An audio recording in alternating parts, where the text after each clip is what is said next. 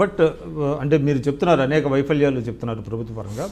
But రాజకీయంగా వచ్చేటప్పటికి బీజేపీతో అంటే ఒక మిత్రపక్షంగా, though it is not the part of NDA, ఒక మిత్రపక్షంగా సహకరిస్తానే ఒక కన్స్ట్రక్టివ్ వేలో వెళ్తున్నది టీఆర్ఎస్ అనేటువంటి భావన కూడా కలుగుతుంది. ఉదాహరణకి డిమానిటైజేషన్లో మోడీ గారి చర్యని ఆయన సమర్థించడం కానివ్వండి, ఇటీవల రాష్ట్రపతి ఎన్నికల్లో కూడా టీఆర్ఎస్ సపోర్ట్ చేయడం కానివ్వండి, ఇవన్నీ చూసినప్పుడు ప్రజలు కూడా రేపొద్దున బీజేపీ టీఆర్ఎస్కి పొత్తు ఉంటుందేమో అనేటువంటిది ఆలోచన కూడా కలుగుతుంది.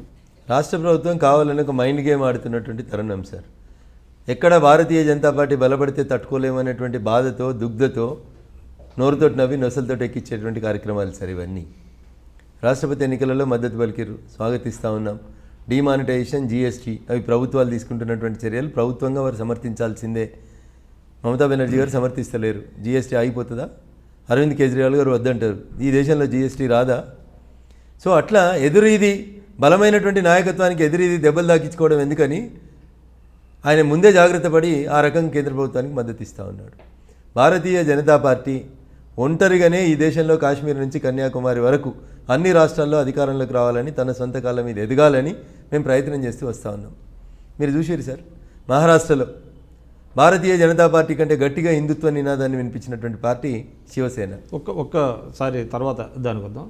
అంటే మీరు అన్నారు ఇక్కడ అంటే బీజేపీ వర్సెస్ టీఆర్ఎస్ టైస్ చూస్తే, అంటే పొత్తులు కానివ్వండి లేకపోతే ఒక సంబంధాలు కానివ్వండి చూస్తే, అంటే మీ తెలంగాణలో టీడీపీ ఒక ప్రధానమైనటువంటి ఆరోపణ ఏం చేస్తుందంటే కేసీఆర్ గారి మీద కొన్ని సిబిఐ కేసులు పడే అవకాశం ఉంది కాబట్టి బీజేపీకి సపోర్ట్ చేస్తున్నారు అనేటువంటిది ఒక వాదన ఉంది. అది ఎంతవరకు కరెక్ట్? నాకున్న సమాచారం ఆల్రెడీ కొన్ని కేసులు ఉన్నాయి వారి మీద. భవిష్యత్తులో మియాపూర్ స్కామ్ లాంటి కేసులలో సిబిఐ ఇన్వెస్టిగేషన్ ఈ రోజు కాకపోతే ఇంకా నెల రోజులకైనా నేనే తీసుకొస్తాను. కేసులు తప్పు జరిగిన ప్రతి చోట కేసులు నమోదవుతాయి. చేసింది సొంత పార్టీ వల్ల పక్క పార్టీ వల్ల అనేది అప్రస్తుతం. ప్రజల సొమ్మును అప్పనంగా దోసుకొని రాజకీయం చేయాలనుకునేటువంటి రాజకీయ నాయకులు ఎవరికైనా, బినామీ చట్టాలకు బినామీ ఆస్తులను కూడబెట్టాలనుకుంటున్న ఎవరికైనా ఈ రాష్ట్రంలో, ఈ దేశంలో తప్పకుండా శిక్షలు పడాల్సినటువంటి అవసరం ఉంది. ప్రజలు ఒక నీతివంతమైనటువంటి పాలన కావాలని కోరుకుంటున్నారు. అది నరేంద్ర మోడీ గారి ద్వారా మాత్రమే సాధ్యమవుతుందని అనుకుంటున్నారు. తెలుగుదేశం పార్టీ ఆరోపణలు ఏం చేస్తుంది, ఎందుకు చేస్తుంది అనేది వారికే వదిలేస్తాను. నేను స్పెసిఫిక్గా వారు ఏమైనా చెప్తే కేసులు రిజిస్టర్ అయినాయి అంటారా లేకపోతే లోపాయికారిగా జరుగుతున్నాయి అంటారా? నాకు తెలిసినంత వరకు, నాకున్నంత వరకు సమాచారం మేరకు సుబ్రతో రాయ్ సహారా ఇండియాకు సంబంధించినటువంటి ఒక కేసు, పీఎఫ్ ఎగ్జంప్షన్ ఇస్తూ వాళ్ళే పీఎఫ్ వసూలు చేసుకోవాలన్నటువంటి ఒక కేసుకు సంబంధించి సిబిఐ ఇన్వెస్టిగేషన్ అనేది రాష్ట్ర ముఖ్యమంత్రి గారి మీద జరుగుతుంది అనేది నాకున్నటువంటి అవగాహన.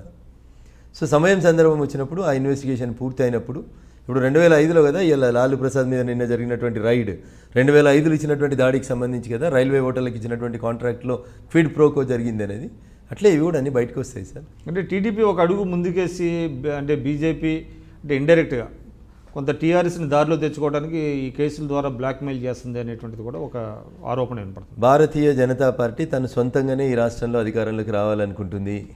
తెలంగాణలో తెలుగుదేశం పార్టీ ఆరోపించినట్టు మేము ఎవరితో లాలూచిపడాల్సినటువంటి అవసరం లేదు. మా నాయకత్వం మీద ఎవరి మీద కేసులు లేవు. మేమంతా కొత్త నాయకులు, ఫ్రెష్ నాయకులు. పాత ఉన్నటువంటి సీనియర్ నాయకులు కూడా ఎవరు మర్చున్నటువంటి నాయకులు లేరు భారతీయ జనతా పార్టీలో. తెలుగుదేశం పార్టీ మరి అట్లాంటి ఆరోపణలు ఎందుకు చేస్తుందో చేసినటువంటి పెద్ద మనుషులు చెప్తే బాగుంటుంది. కోర్టులు, కేసులు, విచారణలు ఏమైనా ఉంటే చట్టం తన పని తాను చేసుకుంటూ పోవాల్సిందే. అధికారంలో ఉన్నాం కదా అని ఒక కేసు, అధికారంలో లేకపోతే ఇంకో కేసు అనేది నరేంద్ర మోడీ గారి పాలనలో ఉండదు. తప్పు చేసినోడు ఈరోజు కాకపోతే రేపైనా జైలు మెట్లు ఎక్కాల్సిందే. దానికి మేము కట్టుబడి ఉన్నాం. మాకు ఈరోజు కూడా చెప్తా ఉన్నాం, మళ్ళీ కూడా చెప్తా ఉన్నాం, 2019 ఎన్నికలలో కూడా తెలంగాణలో భారతీయ జనతా పార్టీ ఒంటరిగానే పోటీ చేస్తుంది. ఒంటరిగానే మేము అధికారంలోకి రావడానికి మా ప్రయత్నాన్ని కొనసాగిస్తాం. దాంట్లో ఎట్లాంటి సందేహం అవసరం లేదు. Kindly subscribe to I dream news.